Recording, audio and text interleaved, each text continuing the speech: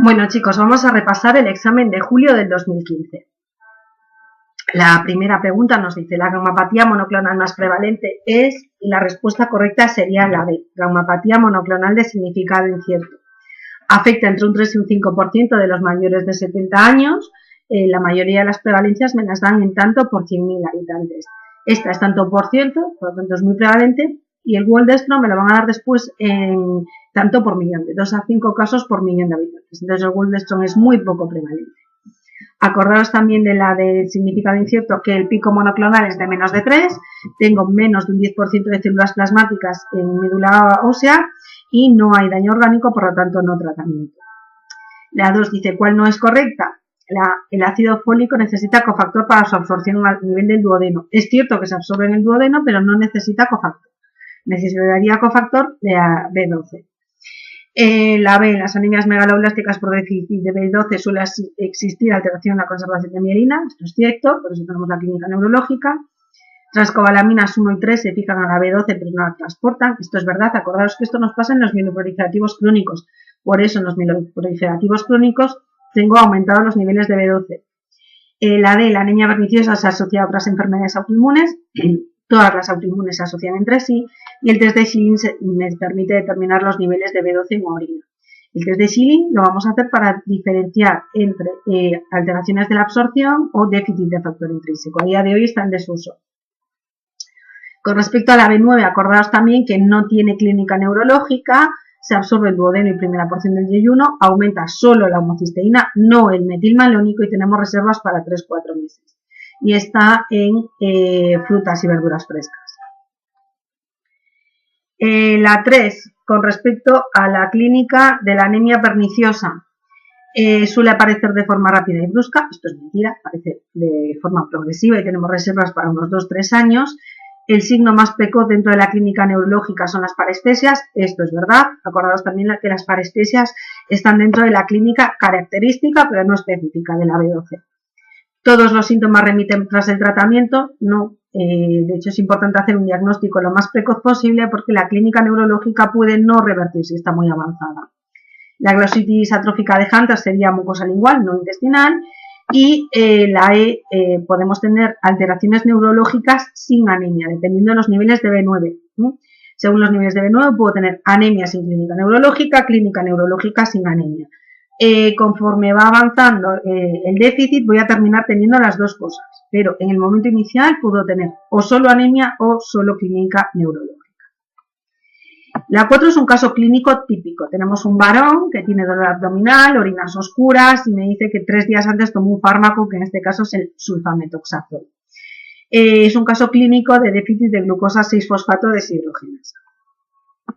Acordaos que es la enzimopatía más frecuente, es herencia ligada a X, por lo tanto, varones padecen, mujeres transmiten. Esta enzima regenera el glutatión, que es el que me sirve para reducir las sustancias oxidantes. Sin esta enzima, acumulo muchas sustancias oxidantes dentro del glóbulo rojo que hace que este explote, ahí donde está. Por lo tanto, es hemólisis intravascular. Dentro de la clasificación está vascular, porque es congénita, es crónica, pero la clínica típica va a ser intravascular. Para el diagnóstico, niveles de enzima y el tratamiento sería evitar la exposición. 5. Tenemos una mujer con una anemia crónica, aumento del LDH, bilirrubina indirecta, esplenomegalia y litiasis biliar. Es un caso clínico típico de anemia hemolítica extravascular crónica. Las anemias crónicas aquí tenemos dos, la D y la E. La E, el déficit de glucosa 6-fosfato, dijimos hace un momento que son crisis hemolíticas agudas, por lo tanto no encaja con el caso clínico, nos queda la esferocitosis. La esferocitosis es la anemia crónica más frecuente, es herencia autosómica, 80% dominante, 20% recesiva. Por lo tanto, la podrían tener tanto hombres como mujeres. Los casos clínicos suelen ser mujeres para hacer la diferencia con el déficit de glucosa 6-fosfato deshidrogenasa, pero lo pueden presentar los dos géneros. Se me produce un defecto en las proteínas de membrana que me alteran el equilibrio osmótico y hace que estos glóbulos rojos queden pequeños y redonditos. Les llamamos esferocitos. Esferocitos, acordaos que son muy característicos de esferocitosis, pero que pueden aparecer en cualquier anemia hemolítica. La hemoglobina en estos glóbulos rojos es normal, entonces cuando hacemos la proporción entre cantidad de hemoglobina y glóbulo rojo me va a dar aumentada, ¿vale? Que es muy característico, aumento de la concentración de hemoglobina corpuscular media.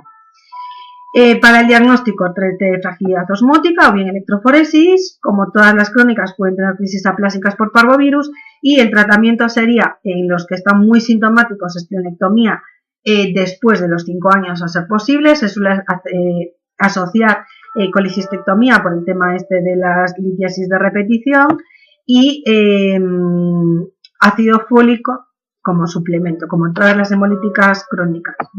En las formas leves con el ácido fólico sería suficiente. Las 6, tenemos un paciente joven de raza negra. Raza negra van a tener anemia drepanocítica casi seguro. Y me lo confirma. Tiene una hemoglobinopatía por hemoglobina S. Faltaría aquí una H. Bueno, suele estar asintomático, sin complicaciones, después de un ejercicio físico intenso, pues un cuadro de dolor abdominal agudo de localización periumbilical. Tiene anemia, una anemia macrocítica, aumento de la bilirrubina indirecta, coluria, que no es característico, CUMS negativo, todo lo demás normal. Primera sospecha diagnóstica, tenemos que pensar en una crisis hemolítica y o vasoclusiva. Como los trepanocitos circulan más mal por los vasos pequeños, se atascan, entonces nos va a dar clínica por microtrombos. Me dan también mucho infarto esplénico. Si alguien tuvo duda con la D, es cierto que tengo infartos esplénicos, que no es característico que sean masivos. En caso de que sea masivo inmediato, va a doler hipocondrio izquierdo, ¿vale? No a nivel periumbilical. Los casos clínicos típicos nos lo suelen poner cuando es homocigosis en niños y clínica en reposo, infecciones óseas, úlceras malleolares, infecciones de repetición, y en heterocigosis nos lo suelen poner en adultos y clínica después de un ejercicio intenso, que sería este caso. Las 7, me voy directamente a hematíes fragmentados. Hematíes fragmentados son esquistocitos, y esquistocitos tenemos con tiempos de coagulación normal, PTT, clínica neurológica, o hemolítico urémico, clínica de insuficiencia renal aguda, y con tiempos de coagulación alargado en la coagulación intravascular diseminada. Como la única que tenemos la PTT, pues aquí ya no hay dudas, sería la I. Falsa del metabolismo del hierro. La epsidina es una proteína de síntesis hepática cuya función es la regulación del metabolismo del hierro. Esto es verdad. La epsidina se secreta en infecciones e inflamaciones crónicas, es un péptido antimicrobiano de síntesis hepática que por una parte me bloquea el hierro en los macrófagos, impide que vaya a sideroblastos y por otra disminuye la absorción de hierro. Entonces la B es verdad también, inhibe la absorción de hierro al unirse a la ferroportina. La C sería la falsa porque la epsidina no favorece la liberación de hierro del macrófago, lo retiene en el macrófago. La D es verdad, disminución de la concentración de hierro induce una disminución de la epsidina, esto sería para favorecer la absorción, y el aumento de citoquinas proinflamatorias, como la interleuquina 6, produce su aumento. Enfermedades infecciosas o inflamatorias crónicas. ¿Cómo estaría el estudio de médula ósea de un paciente con una anemia sideroblástica? Pues todo alto, salvo la transferrina que está normal, por lo tanto, opción C. Waldenström, ¿cuál es la falsa? Es una patología muy poco frecuente que afecta a personas de edad avanzada. Esto es verdad, de 2 a 5 casos por millón, decíamos hace un rato. Es una enfermedad incurable, entonces el tratamiento se le da solo a los sintomáticos, esto es cierto, ¿vale? Acordados, tratamos solo la activa, repasados la lista de a quién hay que tratar, y acordados también que aquí la masa bulky es de 5 centímetros, en el resto de los mielomas 10, aquí 5. Hasta un 20% tiene familiar de primer grado con algún tipo de alteración de los linfocitos B, esto es cierto.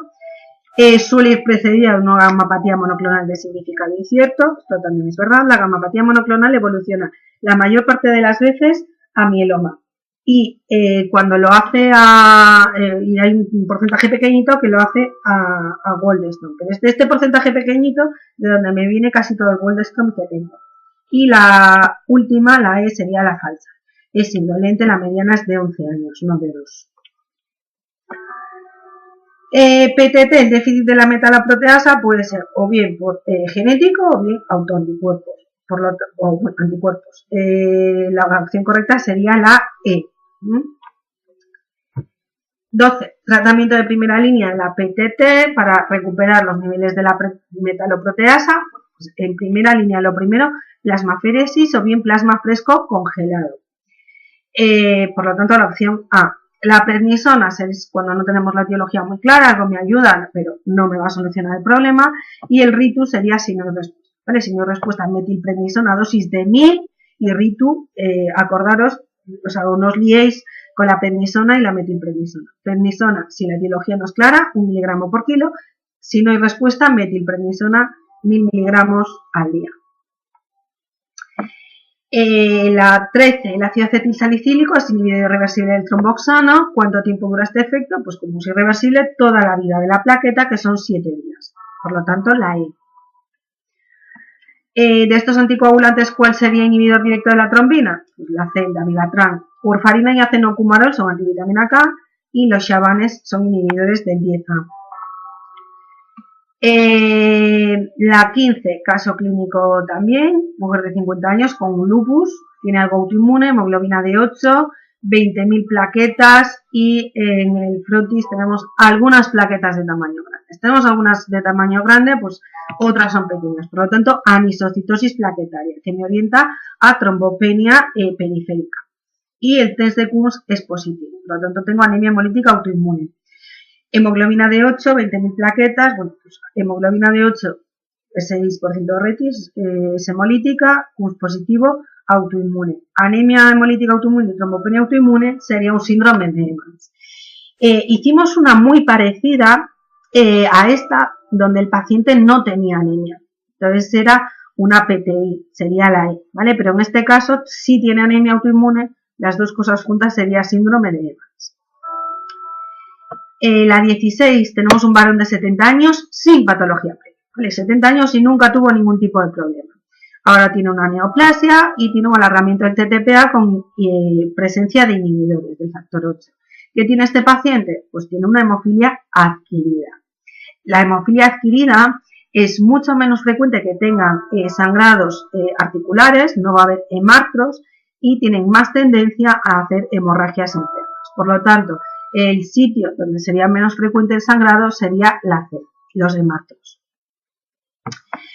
Con respecto al tratamiento de von Willebrand, ¿dónde me va a venir mejor la desmopresina? La desmopresina me va a venir mejor en los casos leves, por lo tanto la A. Para lo que al examen se refiere, el tipo 1, que sería cuantitativo parcial, es leve, el 2 y el 3, el 2 sería cualitativo y el 3 cuantitativo total, van a ser graves. Bien, acordaros luego el 2AB sería la unión del von Willebrand a la glucoproteína 1B, a la patita de las plaquetas, 2M sería al endotelio y 2N al factor 8. Tenemos el 18, caso clínico, un paciente hospitalizado que tiene un hemograma y un estudio de coagulación normal, estupendamente todo. Al cabo de unos días tiene trombopenia y fenómenos trombóticos arteriales. Se hace un estudio, determinamos que es una trombopenia periférica y se sospecha de algo de origen medicamentoso. ¿Qué fármaco sospechamos? Pues la heparina. Acordaros que la heparina, en un 5% de los pacientes, genero anticuerpos del tipo IgG, que lo han preguntado varias veces, contra el factor 4 plaquetario, que lo que hace es activarme las plaquetas y por eso tengo trombosis tanto a nivel arterial como venoso. Como tengo trombosis, estoy gastando plaquetas en lo que no debo, pero estoy gastando, entonces tengo trombopenia. Otros fármacos que me dan trombopenia periférica sería la quinidina, la difenilidantoína o las sulfamidas. Pero bueno, característica y la que más nos preguntan es la de la heparina. Bien, la 19, trombopenia periférica que no tiene origen inmune, pues todas serían no inmunes. La del hiperestrenismo, secuestro. Acordaos que nos preguntan muchas veces por el bazo, cómo me influye el bazo a la celularidad. Si el bazo funciona mucho, entonces está retirando muchas plaquetas, por lo tanto me va a dar citopenias. Si el bazo no funciona, si tengo hipoesplenismo o asplenia funcional o un paciente esplenectomizado, no retira células, entonces sería causa de aumento de celularidad. Y hemorragia, transfusión, sepsis, consumo, vale, todas serían no inmunes. Con la 20, ¿cuál no nos sirve para valorar hemostasia primaria? Pues factor de von Willebrand sí nos sirve, porque lo tenemos ahí de puente para unir las plaquetas al endotelio. Recuento de plaquetas, número de plaquetas sería también hemostasia primaria. El tiempo de hemorragia es el tiempo característico de hemostasia primaria. Y el estudio de la función plaquetaria como el PFA 100, pues también, ¿vale? Por lo tanto, todas. Causa más frecuente de eritroblastopenia, timoma. La mitad de los pacientes con timoma tienen eritroblastopenia, solo el 5 de las eritroblastopenias son debidas a timoma, pero es la causa más frecuente de eritroblastopenia en el adulto. 22, me voy directamente a los blastos de médula ósea, ¿vale? Tenemos un 30% de blastos y luego me dice aquí que se hace aspirado a biopsia no obteniéndose el material. Aspirado en blanco, dificultoso, seco. Me están hablando de fibrosis. Fibrosis en una leucemia aguda, tengo o bien por linfocitos T o la M7. Por lo tanto aquí, pues como no tengo linfocitos T, no hay duda, sería la M7, la B. Si fuese por linfocitos T me daría pues clínica dermatológica, masa mediastínica y demás. Acordaros que fibrosis en una leucemia crónica, menos del 20% de blastos, tengo en serie linfoide la trico y en la mieloide la mielofibrosis primaria. ¿Cómo es un hemograma de un síndrome mielodisplásico? Bueno, pues sabemos que la anemia en insuficiencia medular tiene que ser normo o macro, nunca micro. Por lo tanto, la B fuera. Y después los retis están bajos, porque yo cuando estoy fabricando los glóbulos rojos, ya desde estadios precoces, desde que son retis, ya veo que eso no va a ninguna parte, que son feos y mal hechos. Entonces, se eliminan. Por lo tanto, los retis tienen que estar bajos. La única opción donde tenemos la anemia con un volumen normal o alto y los retis bajos es la A. En las demás estarían bueno, la B sería micro, no nos vale, la C, los retis están altos, en la D también, y los esquistocitos, pues PTT, monolítico urémico o CID. Con respecto al mielodisplásico de lesión del 5Q, nos pregunta cuál es falsa. Tiene buen pronóstico, esto es verdad, porque evoluciona poco a leucemia aguda y además tengo tratamiento específico con lenalidomida o talidomida, al cual me responde muy bien. Tiene anemia macrocítica y trombocitosis, pues cierto, acordaros que el 5Q es el único mielodisplásico con plaquetas altas y esplenomegalia, más frecuente en mujeres. La falsa sería la D, me responde bien el tratamiento con lenalidomida y la E es cierta. Hiperplasia de micromegacariocitos hipolobulados, por eso tengo las plaquetas altas y mucha desiritropoiesis. Tengo una anemia refractaria. 25, tenemos un varón de 60 años, hemoglobina 11,5, 50.000 leucos con un 80% de neutros. ¿Vale? Por lo tanto, tengo pues, leucocitosis a expensa de los neutrófilos. Tengo desviación a la izquierda y me da todos los estadios intermedios de maduración. Esto es un caso clínico típico de leucemia mieloide crónica. Panmielosis con predominio de neutrófilos y no hay hiato. Tengo más de 25.000 leucos, con expensas de los neutrófilos, en este caso se cumple, y no hay hiatos. Me da los estadios intermedios de maduración. Bien, acordaros, bueno, que es característico esa leucocitosis granulocítica con mielemia, aumentan las 3 series, las plaquetas aumentan aquí mucho, en este caso no están muy altas, pero acordaros que es factor pronóstico, ¿vale? Sería mal pronóstico más de 700.000. Acordaos, ¿no? Este año al principio hemoglobina normal, en este caso está un poquito baja, y conforme va avanzando, pues anemia. Anemia normocítica, normocítica. Y aumenta, como en todos los mieloproliferativos crónicos, la B12. Síndrome mielodisplásico de mejor pronóstico, pues van a tener mejor pronóstico los que tengan menos blastos y más sideroblastos. Y luego alteraciones citogenéticas de buen pronóstico. En este caso, el que tiene más sideroblastos y menos blastos sería la A. Este año sería un síndrome mielodisplásico con displasia unilínea y más del 15% de sideroblastos en anemia. La 27, tenemos un paciente de 40 años que tiene una médula ósea hipocelular con menos del 25% de tejido hematopoyético. Tengo anemia, la hemoglobina está en 8,5, tengo menos de 1.500 neutros. Y en médula ósea también aumento de linfocitos, células plasmáticas y mastocitos. Es un caso clínico típico de aplasia. Y tengo que saber qué tipo de aplasia es. Para saber qué tipo de aplasia es, nos tenemos que ir a los neutros. En este caso, 700 neutros sería aplasia moderada. Grave, menos de 500. Muy grave, menos de 200.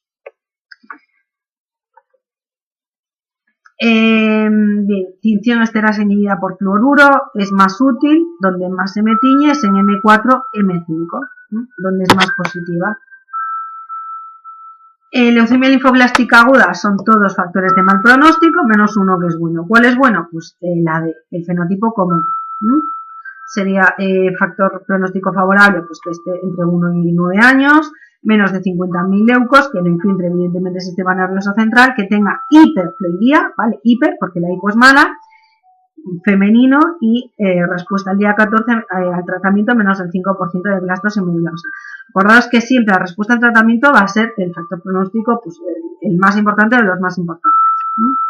Y ya si en vez de respuesta al tratamiento me dicen remisión completa tras el tratamiento, pues eso es lo más importante de todo, porque quiere decir que el paciente se cura.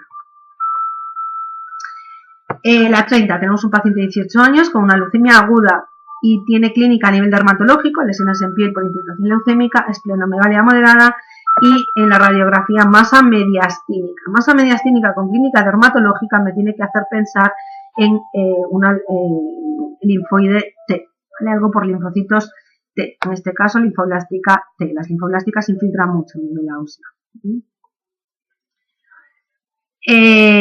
Bueno, con respecto al anterior, acordaos de esto que os decía de T tórax, barriga B, ¿vale? Y la excepción sería la esclerosis nodular, que tiene masa mediastínica y es un linfoma de Hodgkin por linfocitos B. Bien, 31. ¿Cómo está la médula ósea en la trombocitemia esencial? Pues vamos a tener una médula ósea con hiperplasia de megacariocitos y ligera citosis. Acordaros que es el que tiene menos fibrosis, menos esplenomegalia, menos evolución a leucemia aguda y el único donde tengo diferencia de género de los mieloproliferativos crónicos. ¿Que no tenemos una policitemia? Pues la EPO, ¿vale? La EPO tiene que estar normal o baja, no puede estar nunca alta. Acordaos también que la policitemia tengo una médula ósea hipercelular con hiperplasia de serie roja y megacariocitos, las dos cosas. En trombocitemia esencial, solo megacariocitos. Policitemia, las dos series. 33, bueno, tengo un paciente que tiene un síndrome mieloproliferativo, leucoeritroblastosis, da criocitos, aumento de CD34, tengo una mielofibrosis. Siempre que veáis dacriocitos, cuadro leucoeritroblástico, hematopoiesis extramedular, tenemos que pensar en una mielofibrosis. Mielofibrosis y leucemia mieloide crónica, los que más esplenomegalia tienen, 90%. Falso de la mielofibrosis. La mielofibrosis puede ser secundaria a neoplasia o tuberculosis. Esto sería mieloptisis. No es del todo correcto, pero bueno, vamos a dejarlo ahí de momento. Puede presentar la mutación JAK2, esto es cierto, el 60-65% lo tienen. Se puede detectar mutaciones del gen de la calreticulina o MPL, esto es verdad, MPL del 5 al 10% y calreticulina el 80% de los que no tienen ninguna de las otras mutaciones anteriores. La D, en la mielofibrosis, las mutaciones de JAK2, calreticulina y MPL aparecen juntas, esta es la falsa, ¿vale? Porque la calreticulina es 88% de los JAK y MPL negativos. Y cualquier síndrome mieloproliferativo puede cursar con mielofibrosis, esto es verdad. ¿Cuál de estos fármacos es inhibidor del JAK2? Pues sería el ruxolitinib. Acordaos que sería tratamiento de la policitemia cuando tengo resistencia e intolerancia al tratamiento con hidroxiurea y la trombocitosis no es el principal problema. Cierto del linfoma de Hodgkin. Esclerosis nodular, segunda variedad más frecuente, esto es mentira, es el 70%, es la más frecuente. La B, el deterioro de la inmunidad es de tipo humoral, ¿no? Sería celular, porque inhiben los linfocitos TC por vía PD1, por lo tanto inmunodeficiencia celular. La C es verdad, las células de Rett-Steinberg son linfocitos demodificados. La D, la laparotomía de tipo Kaplan a día de hoy no se hace. Ya, antiguamente, antes de que hubiese el TAC y estas cosas, lo que hacíamos era abrir al paciente para ver cómo estaba, qué órganos estaban afectados. A día de hoy con el TAC ya no se hace. Y la E, pues el prurito, acordaros que es muy característico, que puede preceder al linfoma, pero no es síntoma B. Bien, 37. ¿Dónde no estaría indicado trasplante autólogo en un linfoma de Hodgkin? Pues sería en la B. Como segunda línea de tratamiento, tanto Hodgkin como no Hodgkin, tras recaída de tratamiento con brentuximab, igualmente en los dos. en enfermedad refractaria o recaída tras poliquimio, también en los dos, pero la B sería indicación de tratamiento de linfoma no Hodgkin. ¿Vale? En primera línea, en pacientes jóvenes con factores de mal pronóstico, linfoma no Hodgkin solamente. ¿Qué no es característico del linfoma folicular? Bueno, 90% tiene traslocación 14-18, BCL2, que es verdad. En el diagnóstico está en estadio avanzado y no tiene síntomas B. Como tienen tan poquita clínica, la enfermedad no da la cara hasta que ya está muy avanzada. Esto es cierto. Tiene múltiples recaídas, los indolentes son los que tienen múltiples recaídas. Un agresivo se nos va a morir antes. Un paciente que tiene un linfoma, lo tratamos, se cura. Al cabo de los meses o años vuelve a reaparecer otra vez, recidivas, lo tratamos, se cura. Y así progresivamente a lo largo de 5 o 6 años tiene que ser un linfoma indolente, que a veces nos lo ponen en caso clínico. Todos los linfomas de bajo grado, todos se pueden transformar en agresivos y la falsa sería la E. No suelen tener masa mediastínica. Masa mediastínica es característico de alteración de los linfocitos T o esclerosis nodular, que sería B, pero tienen mucha masa mediastínica. De hecho, suelen ser mujeres jóvenes con masa mediastínica en los casos clínicos. En la 39 nos preguntan cuántas variables desfavorables tiene este paciente según el IPI. Entonces, en el IPI sería pues mayor de 60 años, lo cumple porque tiene 65, aumento de NIDH, me dice también que está alta. Estadio 3, 4, pues me dice que tiene masas cervicales, axilares inguinales, por lo tanto 3, y luego al final de todo que tiene afectación a nivel pulmonar y óseo, si tiene infiltración de médula ósea, 4. Lo cumple también y como tiene afectación pulmonar y óseo, es afectación extranodal, por lo tanto tiene 4 factores de mal pronóstico. Bien, en linfoma, ¿a quién no hay que hacerle líquido cefalorraquídeo? Le vamos a hacer líquido cefalorraquídeo a los que son linfomas no Hodgkin agresivos, afectación de médula ósea, senos paranasales, testículo, IPI elevado, en el linfoblástico y Burkitt, siempre. Por lo tanto, al que no le vamos a hacer es el plasmocítico, linfoplasmocítico, que es indolente. 41, mi linfoma T periférico, tratamiento estándar de primera línea, pues sería el CHOP más trasplante autólogo. ¿Vale? Acordaros, no este año, si le añadimos etoposído al CHOP, mejor evolución. Y después, tened cuidado aquí que no os pongan CHOP-R, que sería la opción B. RITU es para linfoma de Hodgkin o Hodgkin, o sea, para linfocitos B, vaya. Los T los vamos a tratar con el Brentu, porque son CD30 positivos. 47, neoplasia de células B secundaria a una enfermedad autoinmune, pues tenemos el linfoma el MALT, asociado a mucosas, que se me asocia a enfermedades inflamatorias previas y autoinmunes, Helicobacter pylori, tiroiditis Hashimoto, Segre y demás. Falso de la tricoleucemia. Pues en la tricoleucemia tenemos esplenomegalia sin adenopatías o con muy poquitas adenopatías. Es más frecuente en varones. Tenemos pancitopenia con monocitopenia. Tiene la mutación BRAF positiva, ¿vale? Que produce proliferación, angiogénesis y supervivencia. Tratamiento específico para el BRAF, el bemurafenib. Mielofibrosis. Para los linfoide crónico con mielofibrosis tenemos que pensar en una trico, cición fosfatasa ácida resistente al trato y se asocia a infecciones oportunistas como Mycobacterium leishmaniae y demás, cuadros autoinmunes y vasculitis. 44. Tenemos un paciente asintomático. Una hemoglobina de 9, volumen de 99, ahí al límite. 30.000 leucos con un 65% de linfos y 25% de neutrófilos. Los neutros están bajos y los linfos, lo normal 25 y 35% están altos. Tengo muchas células con aspersas de los linfocitos, tengo que pensar en una leucemia linfoide crónica. De todas formas me lo confirma más abajo, tiene leucemia linfoide crónica. Bien, retis del 6%, 200.000 plaquetas, hipogamaglobulinemia, CUMS positivo. Retis altos con CUMS positivo, tengo que pensar en una anemia hemolítica autoinmune, en un paciente asintomático. Me dice, bueno, ¿con qué lo tratamos?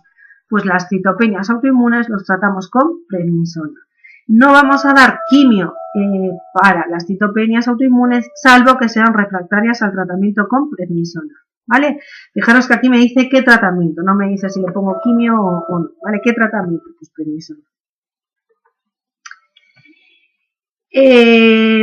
La 45 me dice que el linfoma no Hodgkin se asocia a hepatitis C. Se asocia a hepatitis C, el linfoplasmocítico y el de la zona marginal, por lo tanto la A. Vamos a repasar otras asociaciones, el Epstein-Barr con el Burkitt, con el asociado VIH, posttrasplante y algunos T periféricos. El HTLV1 con leucemia linfomatoide del adulto, el V8 efusión en cavidades y el Helicobacter pylori con el mal. Entre los datos asociados a leucemia linfoide crónica hay uno que no debería de figurar. Acordaros que la leucemia linfoide crónica los linfocitos son incompetentes. ¿Vale? Me pueden poner también que tiene cadenas kappa y lambda. Mentira, kappa o lambda. Cuidado con estas letras que pueden suponer una pregunta. La falsa sería la A. La B es verdad, mediana hasta sobre los 65-70, más frecuente en varones, el doble. El caso clínico típico suelen ser pues, pacientes que se les hace una analítica por cualquier otro motivo y nos encontramos con esta leucemia linfoide crónica. Suele ser hemograma rutinario y no hay células blásticas. El que menos blastos va a tener en sangre periférica es una leucemia crónica. Los que menos blastos van a tener es la linfoide crónica y la mieloide crónica. Entre los dos, pues menos la linfoide, porque la mieloide crónica tiene su crisis, fase acelerada y crisis blástica, entonces sí tengo blastos. 47, con respecto al mieloma múltiple, me pregunta, ¿cuál no es clínica CRAB? Pues clínica CRAB sería C de calcio, hipercalcemia, R insuficiencia renal, A anemia y B de Bones, lesiones líticas. Entonces lo que no tengo es el pico monoclonal, la D. Pico monoclonal es muy característico de mieloma, pico de monoclonal de más de 3, pero no es clínica CRAB. 48 en la clasificación en estadios clínicos del mieloma, lo que valoramos es la beta-2 microglobulina y la albúmina. Luego la LDH y la interleuquina 6 también son útiles, también si están aumentados sería el pronóstico, pero no están en el estadio internacional. ¿Vale? El estadio internacional, beta-2 microglobulina y albúmina. 49 es un caso clínico, nos vamos a los datos que nos interesan. Bueno, me dice que tiene polineuropatía por ahí, tiene dolor en las piernas, parestesias, amineos, la tensión 80-40, hipotensión, púrpura periorbitaria. Ya solo con la púrpura periorbitaria tenemos que pensar en amiloidosis, ¿vale? Púrpura periorbitaria, ojos de mapache. Y por último, me dice un paciente de 70 años diagnosticado de mieloma múltiple, ¿qué fármacos utilizaríamos? O sea, ¿en qué fármacos no pensaríamos? ¿Cuál no vamos a dar? Bueno, tiene 70 años, los pacientes con 70 años no se les hace un trasplante, entonces tratamiento clásico, melphalan con prednisona, nos responden la mitad. Si a esto le añado el bortezomib, pues subo a un 74% de respuestas.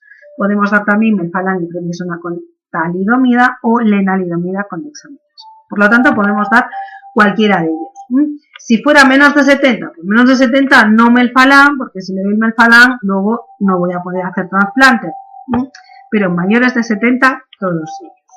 Bueno, espero que os haya ido muy bien el examen. El próximo día que nos veamos, pues comentamos dudas y demás. Y mucho ánimo, que falta muy poquito. ¿Vale?